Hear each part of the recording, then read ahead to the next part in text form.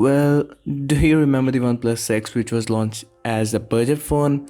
Well, OnePlus is working on a similar kind of phone. Although the name is not confirmed, it is supposedly called as the OnePlus 8 Lite. OnePlus 8 Lite will be the company's first mid-range smartphone since the OnePlus X, and renders reveal a design similar to the A91 and the Galaxy S11. As you can see, there is a rectangular cutout on the back of the phone, and there's also a hole punch cutout on the front of the phone.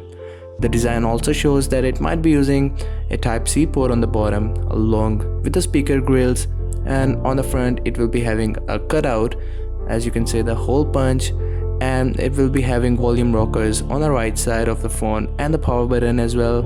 On the back of the phone you can see a rectangular cutout of really 3 cameras supposedly, and this might be an ultra wide angle, a telephoto one, or a depth sensor, even a micro one, who knows. But there are also reportedly a time of flight sensor on the back of the phone, which is again very weird since it is a mid-range phone. Now, one thing that isn't sure either is that if it will be using a 90Hz display panel or a 60Hz.